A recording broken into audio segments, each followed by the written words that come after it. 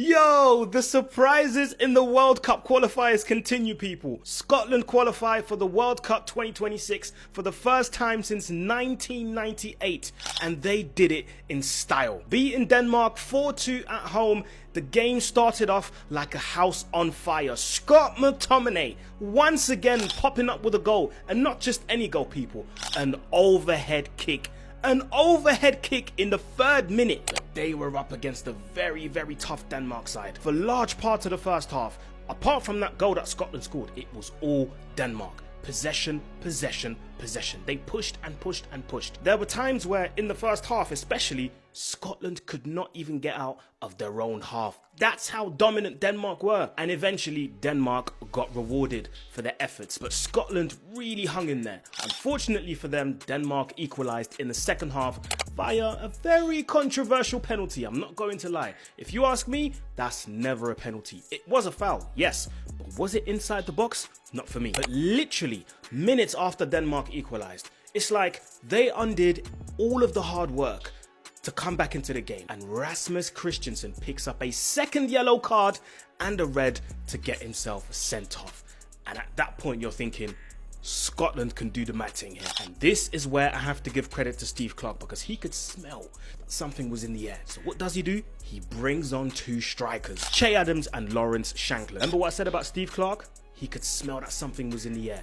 And guess what? He was absolutely spot on. 63rd minute, Shankland comes on.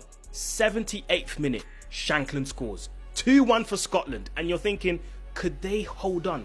Could they hold on till the end to qualify for the World Cup? But Denmark were not done, people. They were not done. They had one last word. One last word.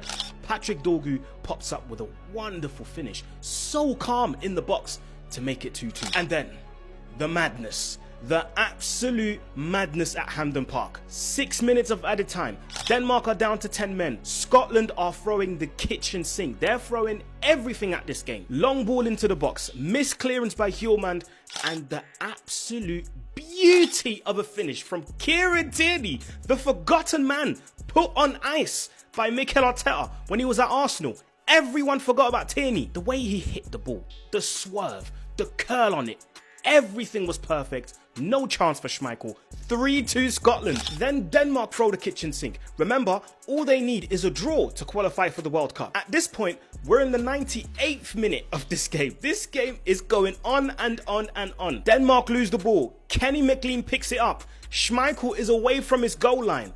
Everyone in the stadium is shouting, shoot, shoot, shoot. And what does McLean do? He pings it perfectly into the back of the net. 4-2. Game over. Honestly, man, who says that the international break is boring? Because this one right here was definitely not. Big up to Scotland each and every time. Congratulations, you, my friends, are going to the World Cup.